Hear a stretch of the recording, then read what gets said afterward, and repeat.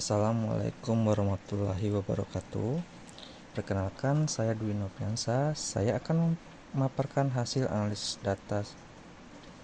Saya menggunakan analisis EDA dan EXDA. Data yang saya ambil adalah data DBD atau demam berdarah.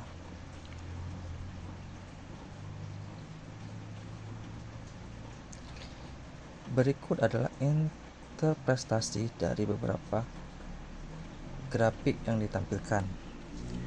Yang pertama, distribusi jenis kelamin. Saya mengambil grafik bar. Di sini ada dua kategori, laki-laki dan perempuan. Jumlah pasien perempuan 26 lebih banyak dibanding dengan pasien laki-laki yang berjumlah 16. Ini menunjukkan bahwa dalam dataset ini, kasus demam berdarah lebih sering terjadi pada perempuan dibanding dengan laki-laki.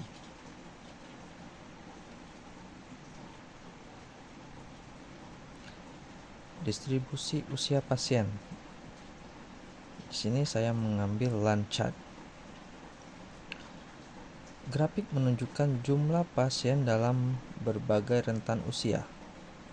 Terlihat adanya puncak pada usia tertentu, misalnya pada usia 25 dan 40 tahun. Pola ini bisa menunjukkan kelompok usia yang lebih rentan terkena penyakit demam berdarah dalam dataset ini.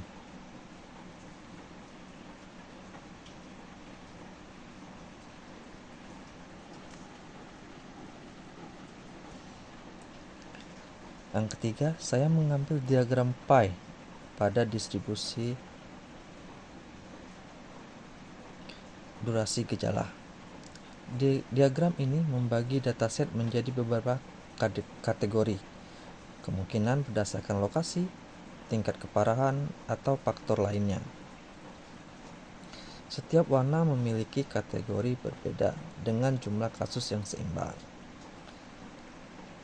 Jadi, secara keseluruhan, EDA ini membantu untuk mengidentifikasi pola awal seperti kelompok yang lebih rentan pada usia dan jenis kelamin. Distribusi data yang mungkin menunjukkan tren atau faktor risiko tertentu.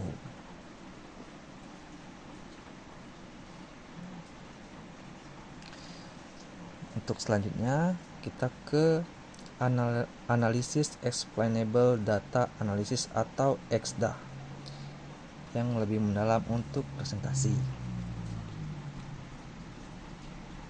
Di sini analisis EXDA pada dataset demam berdarah. Yang pertama, itu saya mengambil hubungan gejala dengan jenis kelamin. Grafik menunjukkan bahwa gejala tertentu lebih dominan pada jenis kelamin tertentu. Contoh, beberapa gejala lebih banyak dialami oleh perempuan dibandingkan laki-laki. Interpretasinya bisa jadi ada faktor biologis atau pola perilaku yang menyebabkan perbedaan ini.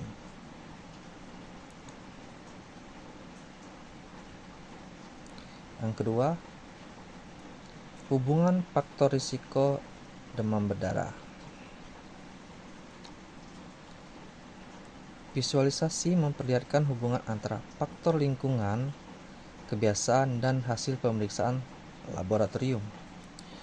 Dan contohnya adalah faktor perokok, lingkungan perkotaan, atau konsumsi alkohol mungkin berkontribusi pada peningkatan risiko. Interpretasinya, faktor lingkungan dapat menjadi pemicu utama dalam penyebaran penyakit, sehingga pencegahan bisa difokuskan pada kelompok dengan faktor risiko tinggi.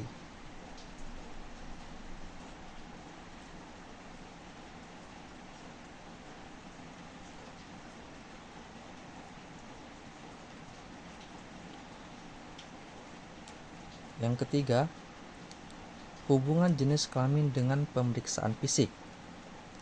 Di sini terdapat hubungan antara jenis kelamin dan pemeriksaan fisik yang dilakukan. Contohnya, beberapa pemeriksaan lebih sering dilakukan pada pasien perempuan dibandingkan dengan laki-laki. Interpretasinya ini bisa disebabkan oleh tingkat keparahan yang lebih tinggi pada perempuan atau perbedaan dalam pelaporan gejala.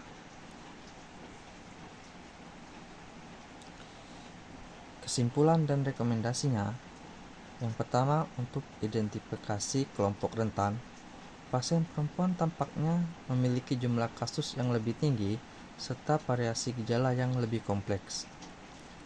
Usia tertentu lebih rentan terhadap demam berdarah. Yang kedua, untuk faktor risiko lingkungan dan gaya hidup.